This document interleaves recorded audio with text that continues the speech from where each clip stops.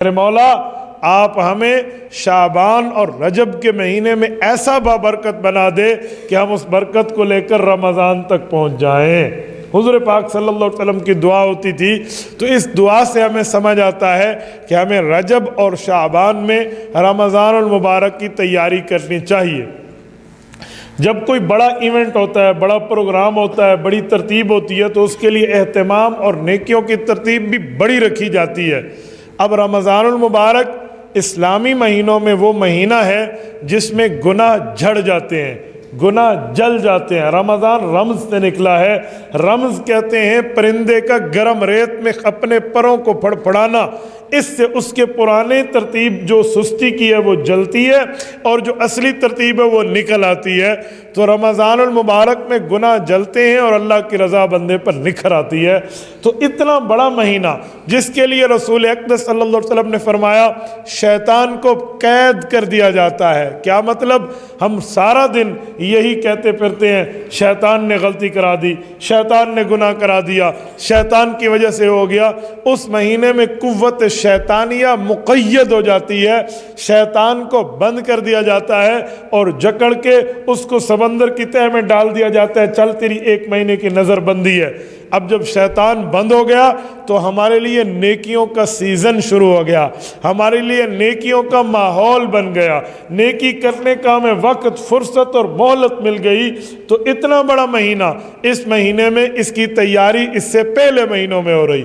Number 3، رمضان المبارک میں حدیث پاک میں جنت کو آراستہ کیا جاتا ہے۔ کیا مطلب؟ جنت الفردوس اور جنت کو سجایا جاتا ہے۔ فتحت ابواب الجنہ، امام ابن حبان رحمہ اللہ نے اپنی صحیح میں لکھا ہے کہ جنت کے دروازے کھل جاتے ہیں۔ کیا مطلب؟ کھلنے کا مطلب، بند ہونے کا مطلب مراد یہ ہے کہ اب تمہارے لیے نیکی کرنا آسان سے آسان تر، آسان تر سے آسان ترین ہو جاتی ہے، پھر نیکی کرنے میں رکاوٹ نہیں رہتی۔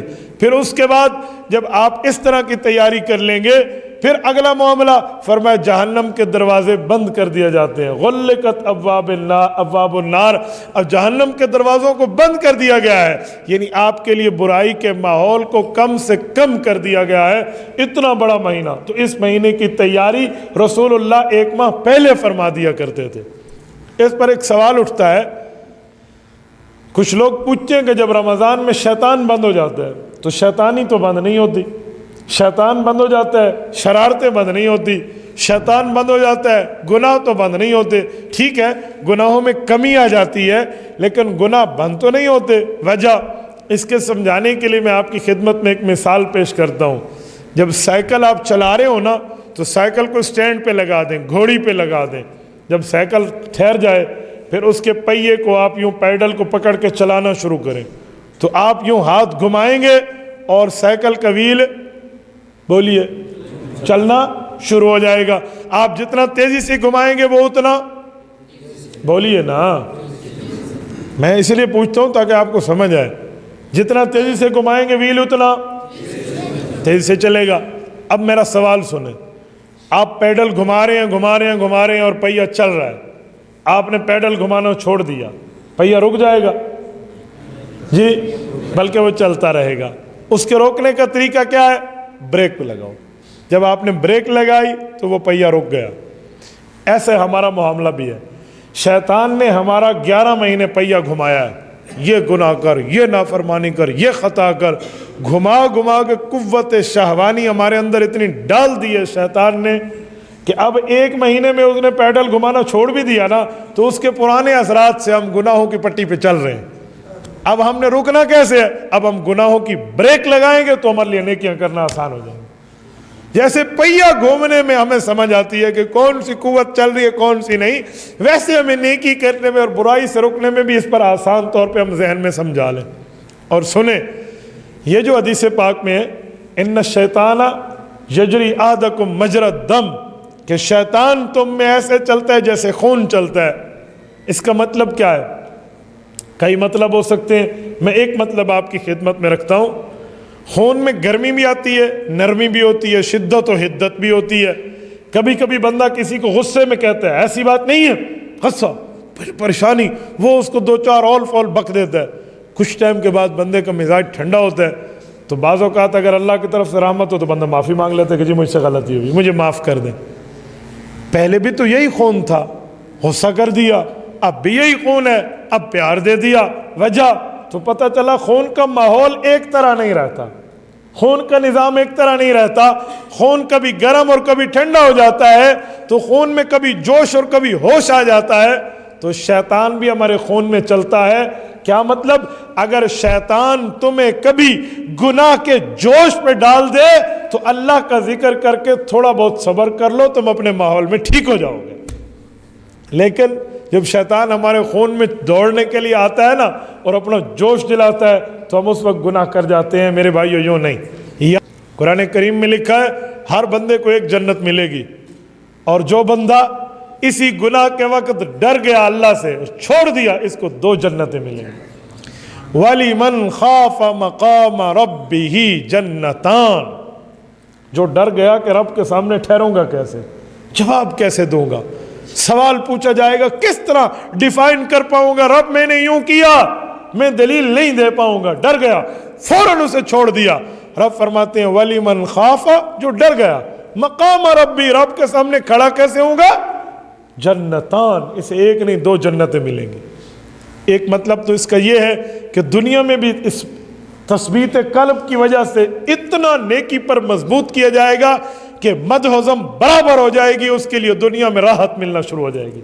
تو یہ بھی جنت اور آخرت بھی جنت، اور اس کے علاوہ آخرت میں 2 جنتیں رب فزیکل سچویشن میں دینا چاہے تو اللہ اس پر بھی قادر ہیں کہ 2 جنتیں ہی آپ کو دے دے۔ اور یہی مضمون سورۃ نازعات کے دوسرے رکوع میں، یہ پارہ نمبر 30 کے پہلے پاؤں میں رب العزت سمجھاتے ہیں۔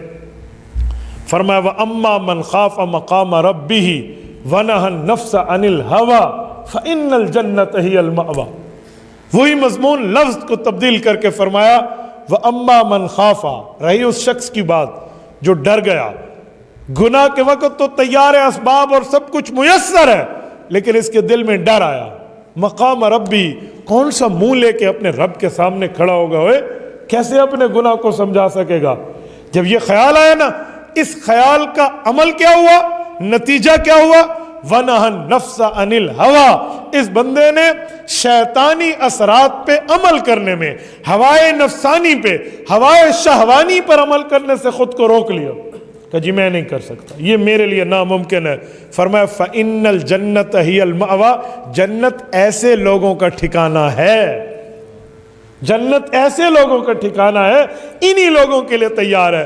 تو رمضان المبارک میں یہ جو شیطان بند ہو گیا، شیطانیاں جاری رہتی ہے، وہ اصل گناہگار بند ہو گیا، گناہ جاری رہتے ہیں، وہ اصل نافرمان بند ہو گیا، نافرمانیاں جاری رہتے ہیں۔ اس کی وجہ کہ ہم اپنے گناہ سے بچنے کی بریک نہیں لگاتے۔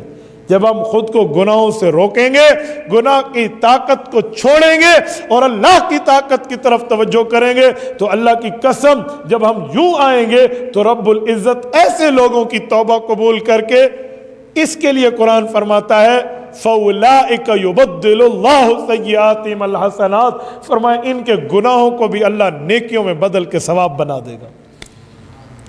تو یہ تب ہے جب ہم ہمارے اپنے اندر ہم خود کو سمجھائیں اور اپنے اندر تیاری کریں۔ یہ رمضان المبارک ہے، تو میری بات کا مطلب اتنا مقدس مہینہ وہ رمضان ہے، اس کی تیاری حضور اس مہینے میں شعبان میں فرماتے تھے، اور جب 15 دن پورے ہو جاتے پھر حضور پاک فرماتے شفقتاً کہ اب روزے نہ رکھو۔ اس کا یہ معنی نہیں ہے کہ رمضان کی شعبان کی 15 کے بعد روزہ رکھنا حرام ہے، یوں نہیں ہے۔ کسی نے قضا لوٹانے ہو یا اس کی جسم میں طاقت، پاور، قوت، ہمت، سکت موجود ہو کہ میں رمضان میں بیمار نہیں ہوں گا، میری طاقت برابر چلتی رہے گی، وہ رکھے، اس کو نہیں منع۔ یہ نارملی روٹین میں فرمایا جا رہا ہے، عام حالات میں فرمایا جا رہا ہے کہ آپ نہ رکھیں تو بہتر یہی ہے، ورنہ بندہ کوئی رکھنا چاہے تو اس کے لیے حرام نہیں ہے، وہ اپنی طاقت کو دیکھ کر آگے معاملہ رکھ سکتا ہے۔ تو میرے دوستو، حدیث پاک میں ہمیں اسباب سمجھائے گئے ہیں۔ کیا سمجھائے گئے؟ یہ جو حدیث پاک میں ہے، رسول اللہ صلی اللہ علیہ وسلم دوپہر کے وقت قیلولہ فرماتے تھے، اس کی وجہ محدث، یہ سیاستہ کی روایت ہے، رسول اللہ صلی اللہ علیہ وسلم فرماتے ہیں اس کی بنیادی وجہ یہ ہے کہ تہجد میں اٹھنا یہ قیلولے کا آرام بڑا فائدہ دیتا ہے۔ تو دیکھیں تہجد کی تیاری دوپہر سے ہو رہی ہے، دوپہر میں قیلولہ ہے، اور اس وقت اللہ کے رسول صلی اللہ علیہ وسلم کی نیند اس نیت پر ہے کہ تہجد میں اٹھنے پر فائدہ ہے، تو سبب اختیار کرنا چاہیے، لیکن نظر مسبب الاسباب پہ رکھنی چاہیے، نظر سبب پہ نہ ہو۔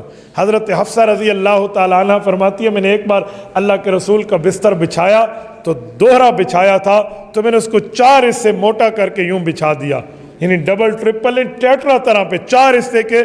پہلے جو بستر بچھاتی تو وہ یوں ڈبل ہوتا تھا، تو اب میں نے اس کا ڈبل کا بھی ڈبل کر دیا تاکہ حضور کو راحت ملے۔ صبح اللہ کے رسول اٹھے اور اپنے بچھونے کو صحیح کیا اور مجھے فرمایا، حفصہ ایسے نہ رکھا کرو، بس اتنا رکھو جس پہ آرام ہو جائے، اتنا نرم بنا ہو کہ صبح نماز میں اٹھنے پر بندے کو دقت اور تکلیف محسوس ہو۔ یہ رسول اللہ صلی اللہ علیہ وسلم نے آپ کو اور مجھے بتایا، ورنہ پیغمبر کی نیند میں تو پیغمبر کی آنکھ سوتی ہے، پیغمبر کا دل تو جاگتا ہے۔ ان عینای تنامان ولا ینام قلبی، یہ ہمیں سمجھایا ہے، جو ہماری نیند میں ہماری آنکھ بھی سوتی ہے، ہمارا دل بھی سوتا ہے۔ ہمیں بتایا گیا کہ آپ کے رات کے سونے کی ترتیب کیسے ہونی چاہیے۔ اسی لیے یہ جو ہم غفلت کی نیند سوتے ہیں نا، تو میں ان کو ایک جملہ کہتے رہتا ہوں کہ غفلت کی نیند سوئے، ہمیں صبح کی نماز کا علم بھی نہیں ہے، تو یہ بات یاد رکھیں، اس کی پوچھ ہوگی۔ ہم نے اپنے اٹھنے کی ترتیبیں بنانی، الارم لگا کر رکھیں، اپنے قریب نہ رکھیں، الارم کو دور رکھیں، کیونکہ جب آپ قریب رکھیں گے اور الارم بجے گا، آپ نے اس کی گھنٹی کو یوں بند کرنا ہے اور دوسری طرف بسم اللہ اللہ اکبر، چل جا میرے بھائی۔ آپ تھوڑا دور رکھیں تاکہ آپ اٹھیں اور اٹھ کے آپ کو الارم بند کرنے تک 2 4 5 قدم چلنے پڑیں۔ جب آپ چلیں گے آپ کی آدھی نیند اتر جائے گی، ورنہ نتنوں میں شیطان سوتا ہے، اور صبح کے وقت جو نماز نہیں پڑھتا، شیطان اس کے منہ اور اس کے کان میں پیشاب کر دیتا ہے۔ آپ کا اپنا بیٹا آپ کے جسم پہ پیشاب کرے تو ہائے ہائے کخ کخ کرتے ہیں ہم، اور شیطان تو ہمارا کوئی لگتا بھی نہیں ہے، اور وہ ہمارے سر منہ پر پیشاب کر دے، اور بندہ صبح اٹھ کے کہتا ہے جی نماز تو نہیں پڑھی لیکن نیند بڑی مزے کی آ گئی تھی۔ یہ اپنے شیطان کے منہ پر پیشاب کرنے میں راضی ہونے کی دلیل ہے۔ تو اس سے بندے کو بچنا چاہیے، تھوڑی سی اس پر فکر ہمارے اندر ہے، ہم بنا لیں۔ تو یہ ترتیب اس طرح رکھیں۔ حضور پاک علیہ الصلوۃ والسلام نے ہمیں صبح کے اٹھنے کی صحیح ترتیب سمجھا دی، تو ایسے حضور پاک علیہ السلام اسباب پر یوں معاملے کو چلنے کو سمجھاتے تھے۔ تو شعبان میں رمضان کی تیاری شروع ہے، اس سے ہمیں ایک بات سمجھ آتی ہے کہ ہمیں رمضان المبارک کا استقبال کرنا چاہیے۔ استقبال بندہ اس کا کرتا ہے جس کے آنے کی پہلے امید ہو۔ ہمیں تیاری کرنی چاہیے، اللہ کو منا لینا چاہیے، اور رمضان المبارک جب شروع ہو اس کا کوئی لمحہ ضائع نہیں کرنا چاہیے۔ یاد رکھیں، تہجد کے وقت جب بندہ ہوتا ہے نا، تو کیوں بندے پر ایک خاص کیفیت طاری ہوتی ہے کہ تہجد کے وقت اللہ کی ایک خاص رحمت کا نزول پہلے آسمان پہ ہو چکا ہوتا ہے اور اعلان ہو رہا ہوتا ہے، حل من مسترزقن حل من مستغفرن، ہے کوئی معافی مانگنے والا اسے معاف کر دیا جائے، ہے کوئی رزق مانگنے والا اسے رزق دے دیا جائے، ہے کوئی پریشان حال اس کی پریشانی کو ختم کیا جائے۔ یہ تہجد کے وقت اعلان ہے، لیکن رمضان میں 24 گھنٹے کی بنیاد پہ یہ تہجد کے وقت والی برکت دے دی جاتی ہے۔ 24 حدیث پاک میں نہیں ہے، من تقرب فیہ بخصلۃ کان کمن ادى فریضۃ فیما سوا، اس میں ایک نفل فرض کے برابر ہے۔ ومن ادى فیہ فریضہ کان کمن ادى 70 فریضۃ فیما سوا۔ حضرت سلمان کی روایت ابن حبان میں فرمایا کہ جو بندہ اس میں فرض پڑھے گا گویا 70 فرض وہ پڑھ رہا ہے۔ اندازہ لگائیں یہ اس مہینے میں اتنی ہمیں نیکیوں کا پیکج مل رہا ہے، نیکیوں کی ایک سیزن کے ساتھ ہمارا واسطہ پڑ رہا ہے، تو ہم اس کی تیاری شعبان سے شروع کر دیں۔ اپنے آپ کو سمجھائیں، بچوں کو سمجھائیں، گھر میں سمجھائیں، بتائیں رمضان کی تیاری ہونی چاہیے۔ اور حیرانگی کی بات ہے، ناراض نہ ہونا، آج ہر مسلمان میں سے تاجر مسلمان کا یہ حال ہے کہ وہ 100 کی چیز 500 پہ بیچنے پر رمضان میں تیار ہو جائے گا۔ رمضان المبارک میں باہر کے ممالک میں نے دیکھا ہے پیکج مل جاتے ہیں کہ مسلمانوں کا ایک خاص مہینہ ہے، اس پہ تھوڑا سستا بازار قائم کر لیا جائے، اور ہمارے مسلمانوں میں تھوڑا ریٹ بڑھا لیا جائے، یہ رمضان میں اس کی مانگ بڑھ جائے گی۔ ہم پتہ نہیں کیا سے کہاں تک لے جاتے ہیں، ہمیں ہر معاملے میں دیکھنا چاہیے۔ اور رمضان کی تیاری جو حضور پاک فرماتے تھے، شعبان میں ایک جملہ مزید فرماتے، اللہ کے رسول فرماتے من خفف عن مملوکہ غفر اللہ لہ وعتقہ من النار، بعض روایتوں میں وعتقہ رقبۃ من النار، فرمایا جو بندہ رمضان المبارک میں اپنے نوکر کو نرمی دے دیتا ہے اس کی ذمہ داری اور محنت میں، مزدور کو، لفظ تو مملوک اصل میں غلام کے لیے آج کل ماتحت سرونٹ مراد ہے، آج کل تو غلاموں کا وہ سلسلہ نہیں ہے نا، تو جو میرے تحت دفتر میں کام کرتے ہیں، میری دکان پہ کام کرتے ہیں، میری فیکٹری میں کام کرتے ہیں، جو میرے کارندے ہرکارے ہیں اور میرے ملازمین ہیں، اگر میں انہیں نرمی دے دوں، رمضان المبارک میں کچھ نرمی دے دوں اور ان سے اتنی محنت نہ کرائیں تو کیا بنا؟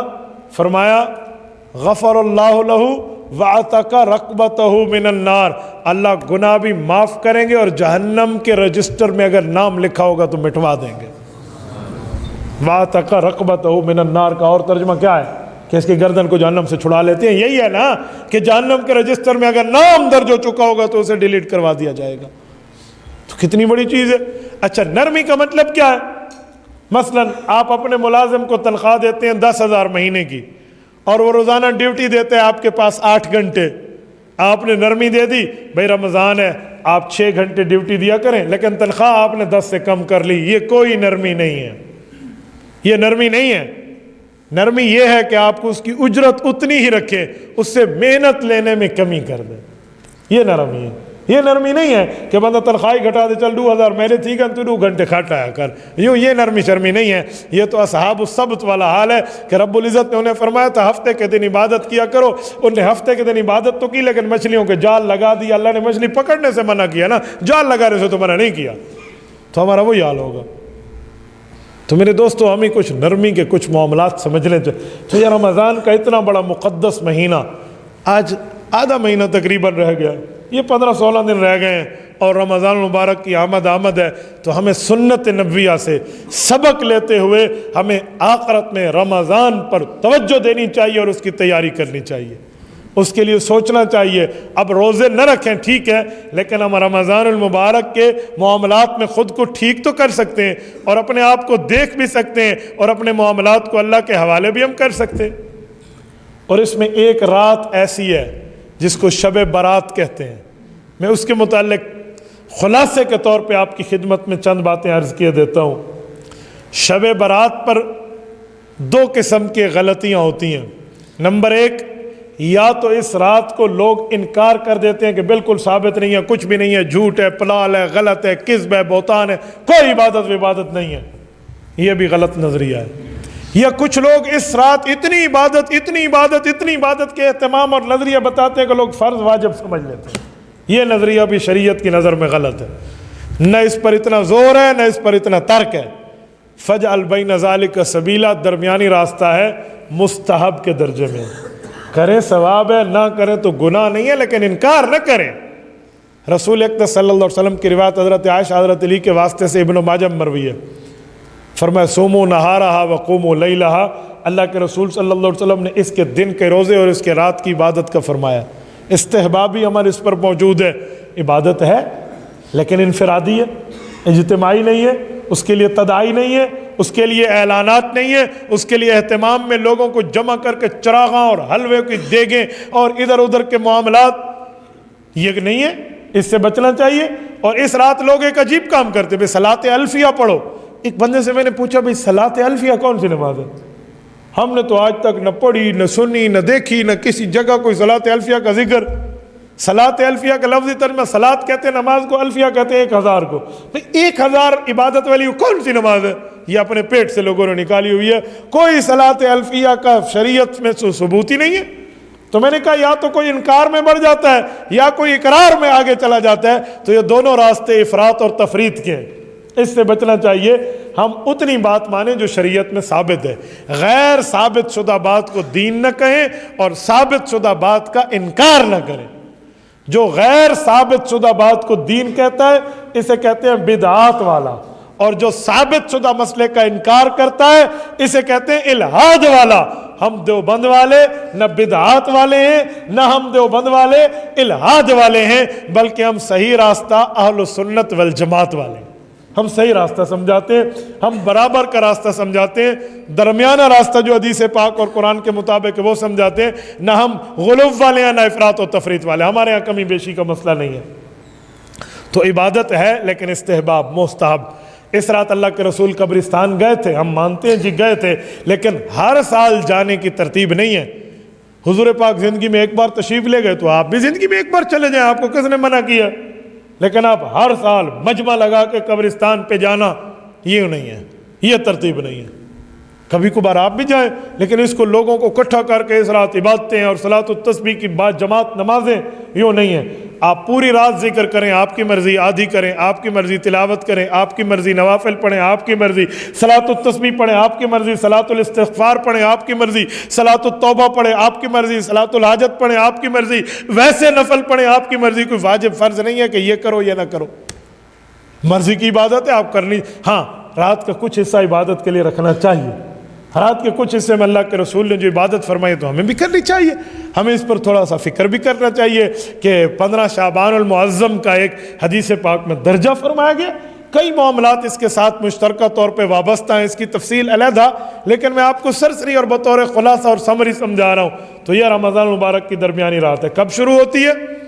یہ شروع ہوتی ہے اس وقت جب 15 کا دن کل شروع ہوگا اس سے ایک رات پہلے، یعنی 14 بعد نماز مغرب شروع ہوگی اور 15 کی صبح طلوع صبح تک، جب صبح آپ کی نماز کی پہلی اذان آئے اس وقت تک، یہ تہجد کے وقت تک یہ رات رہتی ہے۔ اس رات میں بندے کو عبادت کرنی چاہیے۔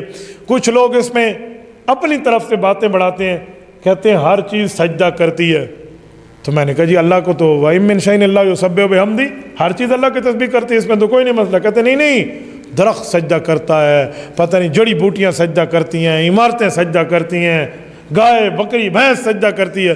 تو میں نے کہا بھائی ہر بندے کا سجدہ، ہر چیز کا سجدہ اپنی ترتیب کے مطابق ہے، ہمارے لیے سر جھکانا ہے ان کی تسبیح سجدہ ہے؟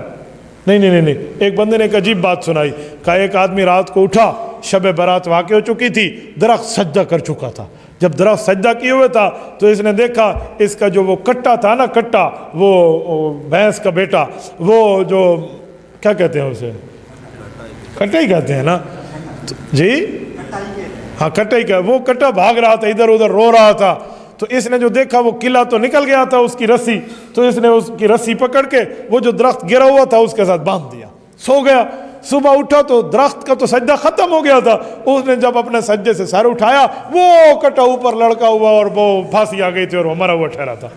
میں نے کہا خدا کا نام مارو، یہ جھوٹ عوام میں مت پھیلاؤ، نہ ہم نے آج تک کہیں پڑھا ہے نہ دیکھا ہے، دنیا کی کسی اسلامی کتاب میں اس کا ذکر نہیں ہے۔ کٹا مویا کھڑو تھا، سبحان اللہ، چنگا درخت سجدہ کیتے، کیا جھوٹ پلال آپ نے دنیا میں پھیلا دیا، اس باتوں کی کوئی حقیقت نہیں ہے، یہ ایسے لوگوں کے اندر بنائی ہوئی باتیں ہیں، گھڑانتو باتیں، اڑتی چڑیا کی رپورٹیں، مبتونی اور بطنی باتیں، اپنے پیٹ سے نکالے ہوئے مسئلے، ان مسئلوں کا کوئی شریعت میں وجود نہیں ہے۔ تو بات وہ مانیں جس کا شریعت میں کوئی ثبوت ہو یار، ہم کوئی بے دلیلیں نہیں ہیں، ہم با دلیل بات ماننے والے ہیں اور ثبوت کے ساتھ ماننے والے ہیں اور اپنے اکابر پر اعتماد کر کے ماننے والے ہیں۔ تو ایسے غلط باتیں اس میں شروع ہوتی ہیں تو اس سے بچ جائیں، اور اس رات کسی قسم کی کوئی عبادت کا طریقہ متعین نہیں ہے، جو کرنا چاہے آپ کر سکتے ہیں۔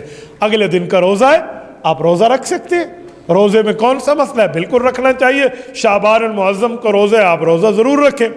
اور جب شب برات شروع ہوتی ہے، اس میں ہمارے اکابرین کی ترتیب ہے، سورۃ یاسین ملتی ہے، چھوٹی سی، آپ سورۃ یاسین ایک وہ لے لیں یا سورۃ یاسین یہاں سے پڑھ لیں قرآن کریم سے اٹھا کر، آپ مغرب کی نماز کے بعد بیٹھے، عشاء سے پہلے 3 بار سورۃ یاسین پڑھ لیں، ہر بار پڑھنے کے بعد دعا ہے شب برات کی، یہ آپ کو بھائی رئیس دے دیں گے، اس پر ہم نے دعا اس دن بھی اپلوڈ کروا لی ہے، پوری ایک رکوع کی دعا ہے، اس کو آپ اپنے سامنے رکھیں اور اس کو پڑھ لیں ایک دفعہ یاسین کے بعد، پھر یاسین، پھر دعا، پھر یاسین، پھر دعا، یہ 3 بار پڑھ لیں۔ اللہ رب العزت پوری زندگی نہ کسی کا محتاج بناتا ہے، نہ اللہ پاک پوری زندگی اعضاء کو بے سلامتی عطا فرماتا ہے، اور اللہ پاک اس پر مغفرت بھی فرماتے ہیں۔ ہمارے اکابر کی ترتیب ہے، یہ وہ نہیں کہہ رہا کہ کوئی نہیں کرے گا تو گناہ گار ہوگا، قرآن حدیث کے حکم کی بات نہیں، اپنے اکابر کا معمول بتا رہا ہوں، تو آپ یہ بھی کر سکتے ہیں۔ اس رات کچھ بندے وہ ہیں جن کی مغفرت ہو جاتی ہے، اللہ سے ہاتھ اٹھاتے ہیں اور ان کو سب کچھ مل جاتا ہے، اور کچھ بد نصیب وہ ہیں جن کی مغفرت نہیں بھی ہوتی۔ وہ کون ہیں؟ احادیث پاک میں ان کے نام گنوا دیے گئے ہیں، میں آپ کی خدمت میں تفصیل پہ اس پہ بات کرتا ہوں۔ نمبر 1، وہ آدمی جو کسی کا قاتل ہو، ناحق قاتل ہو، ایک وہ جس کا شریعت نے قتل کرنے کا حکم کیا ہے، میدان جنگ میں فوجی ہے، اس نے دشمن کے بندے کو گولی مار دی اور مر گیا، یہ نہیں کہہ رہا۔ مثلاً کوئی حکومت کی طرف سے جلاد مقرر ہے اور اسلامی قاضی نے فیصلہ کیا ہے کہ اس کی سزائے موت ہے، وہ اس کو قتل کر دے، تو آپ کہیں گے یہ قاتل ہے۔ وہ نہیں، جس کی قتل ناحق ہو، ناحق قاتل، اس رات اس کی مغفرت نہیں ہوتی۔ جب اس رات نہیں ہوتی تو باقی راتوں میں کیا ہوگی؟ تو اس کو چاہیے یہ خون بہا کی ترتیب بنا کر اس کے اقربا سے جا کے اپنے اس قتل کو معاف کروائے، یا اپنی گردن کو، خون کا بدلہ خون ہے اور اللہ کا قانون ہے، اپنی گردن پیش کرے۔ یوں نہیں ہو سکتا۔ قاتل گیا۔ نمبر 2، زانی گیا۔ زانی کسے کہتے ہیں؟ جو اپنی سیکچول پاور، قوت شہوانی کو ناحق راستے پر استعمال کرے، حق راستے پہ نہیں، ایسے بندے کی اس رات کوئی مغفرت نہیں ہوتی۔ زانی آدمی سے اللہ پاک محفوظ رکھے۔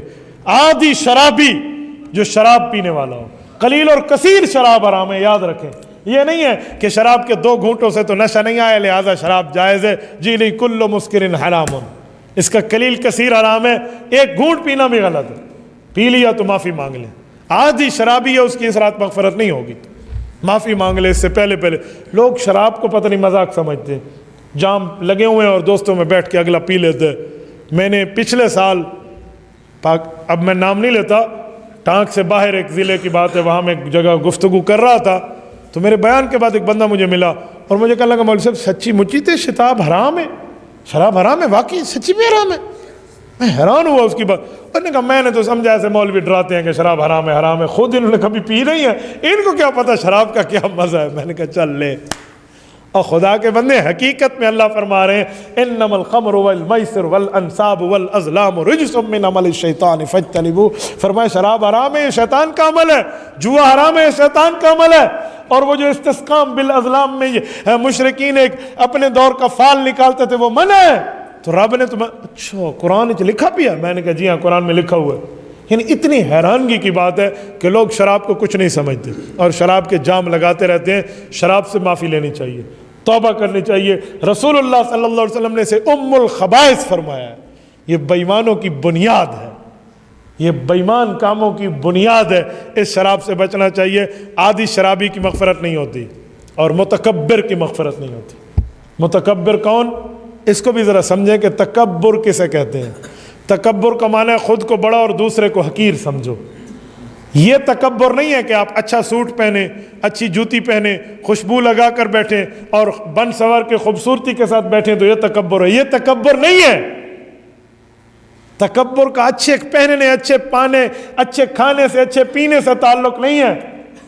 آپ نے اچھا کھایا، اچھا پہنا، یا برا کھایا، گندا پہنا، آپ کے دل میں ہو میں بڑا ہوں اور یہ حقیر ہے، یہ تکبر ہے۔ تکبر میں یہ نہیں ہے کوئی بندہ نیا سوٹ پہن کے بیٹھے، اچھی طرح کپڑے پہن کے بیٹھے، اگلا کہ تو تکبر کر، بابا یہ تکبر نہیں ہے۔ تکبر دلی کیفیت کا نام ہے کہ میں اعلیٰ اور یہ ادنا، میں اچھا اور یہ حقیر۔ تکبر عزازیل راخوار کرد، بزندان لعنت گرفتار کرد۔ حضرت شیخ سعدی رحمۃ اللہ علیہ نے جو فرمایا، یہ کریمہ میں موجود ہے، فرمایا تکبر نے شیطان کو ذلیل کیا تھا اور راندہ درگاہ کر کے لعنت کے سمندر میں گرفتار کرا دیا تھا۔ اس کی وجہ یہی تھی کہ اس نے آدم علیہ السلام کو حقیر جانا تھا اور خود کو حضرت آدم سے افضل جانا تھا۔ انا خیر منہ، یہ اس کی دلیل ہے، جو اس کی دلیل بنتی نہیں ہے۔ شیطان اس پر بےایمان بن گیا۔ تو تکبر کا اچھی پگڑی، اچھے پہننے، اچھے کپڑے، اچھی جوتی، اچھی موبائل، اچھی گاڑی سے تعلق نہیں ہے، دل کی کیفیت سے تعلق ہے۔ اگر میرے دل میں ہے میں اعلیٰ اور یہ ادنا، یہ تو حقیر، کچھ بھی نہیں، اس کی کوئی ویلیو ہے، یوں میں سمجھوں اور خود کو اچھا سمجھوں، میرے جسم پہ اچھے کپڑے ہوں یا برے کپڑے ہوں یا گندے کپڑے ہوں یا نہ ہوں، میں پھر بھی متکبر ہوں، پھر یہ تکبر ہے۔ تو اس رات متکبرین کی مغفرت نہیں ہوتی۔ تکبر ہے تو بندہ معافی مانگے، کیا تکبر یار؟ الکبریاء ردائی، رب العزت فرماتے ہیں یہ بڑائی تو میری چادر ہے، یہ تو رب العزت کی ہے، اور اللہ کو بڑائی سجتی ہے۔ انسان کی کیا اوقات ہے یار، کیا اوقات ہے انسان کی، ہماری کیا طاقتیں؟ آپ کھڑے ہو جائیں، ایک پاؤں اٹھائیں اور ایک پاؤں یہاں رہے اور دوسرا پاؤں اٹھاؤ، کوئی اٹھا کے دکھائے۔ بیک وقت ہم اپنے دونوں پاؤں نہیں اٹھا سکتے اور پتہ نہیں ایران توران کی ادھر ادھر کی بات کرنے میں شیطان ہمیں متکبر بنا جاتا ہے۔ جی نہیں، اس تکبر سے محفوظ رہیے. من تکبر وضعہ اللہ، حضور علیہ السلام کی حدیث کا مفہوم ہے جس نے تکبر کیا اللہ اسے زمین پہ پٹخ دے گا. ومن تواضع رفعہ اللہ، جس نے اللہ کے لیے عاجزی اختیار کی اللہ اسے بلندیاں عطا فرمائے گا. لیکن عاجزی بھی اس نیت سے نہ ہو کہ ہمیں اللہ عزت دے گا، ملے ٹھیک ہے، نہ ملے آخرت میں تو ملے گی نا. تو یہ تکبر بڑی جسے عجب کہتے ہیں، خود پسندی کہتے ہیں، اس سے بندے کو محفوظ رہنا چاہیے. تو متکبرین کی بھی اس رات مغفرت نہیں ہوتی. اللہ پاک ہمیں تکبر سے محفوظ فرمائے. اسی طرح والدین کا نافرمان، جو اپنے ماں باپ کا نافرمان ہے، اس رات اس کی دعا رد ہوتی ہے، اس کی بھی بخشش نہیں ہوتی. جب اس رات نہیں ہوتی تو کب ہوگی؟ والدین کی نافرمانی کر لی ہے تو آج اگر دنیا میں والدین زندہ ہیں تو پاؤں پکڑ کے معافی مانگ لو. ان کا حق کھایا تو حق دے کر معافی مانگ لو.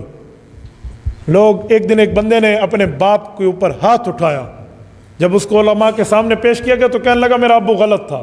تو میں نے اسے کہا تو نے تھپڑ مار کے کون سی اچھائی کا کام کیا؟ تو نے بھی اپنے لیے جہنم لے لی ہے. میں ایسے ظالموں کو جانتا ہوں جو اپنی ماں کو مارتے ہیں اور پھر ہمارے پاس آ بیٹھتے ہیں کہ اب ہم سے یہ غلطی ہو گئی. میں نے کہا جا اسی سے جا کر معافی مانگ. ایک کی ماں کو میں نے بلوا لیا تھا، اس نے اپنی ماں کو دوسری بار مارا تھا، تو اس کی ماں پھر بھی مجھے کہتی ہے میرا بیٹا ہے، میں معاف کر رہی ہوں. ضابط کے بندن بندہ توڑ بیٹھتا ہے اس موقع پہ. یا جس ماں نے، قرآن کہتا ہے وہن علی وہن، تکلیف پہ تکلیف اٹھا کے پیٹ میں اٹھایا ہے، اس کی نافرمانیاں کرتے ہو. جس ماں نے تمہارے بولنے پر مٹھائی بانٹی تھی کہ میرا بیٹا بولنے لگ گیا ہے، اس ماں کی نافرمانی کرتے ہو. یار یہ کیا انسانیت ہے؟ جس باپ کی وجہ سے آج ہم دنیا میں موجود ہیں، اس باپ کو بری نظر دیکھنے والوں، کل تمہاری اولاد تمہیں کبھی اچھی نظر نہیں دیکھے گی. ایک جگہ ہم بیٹھے تھے تو ایک والد تھا، ایک اس کا بیٹا تھا اور ایک اس کا دادا بیٹھا تھا. تو بیٹا اپنے دادے یعنی اپنے باپ کو کہتے، اس کا چھوٹا بیٹا بیٹھا ہوتا، اپنے باپ کو کہتے تو نے اگر اس طرح کیا نا تو ہم تجھے گولی مار دیں گے. اپنے باپ کو کہہ رہا ہے بیٹا. تو ہم نے کہا کہ تم نے تو صرف ارادہ کیا ہے نا کہ ماروں گا، جب تیرے بیٹے کی باری آئے گی نا وہ تجھے ٹھونک دے گا گولی، تو نہیں بچے گا. یہ سکھیں دیا ہے. عجیب بات ہمیں کر رہے ہو. والدین کا نافرمان اللہ کے رسول میں کی دربار میں نہیں بخشا گیا تو اس رات کیا بخشا جائے گا؟ ماں باپ کی نافرمانی کوئی کو، ہاں ماں باپ اگر آپ کو شریعت کے خلاف حکم کریں، مثلا شرک کا حکم کریں، وہ نہ مانو.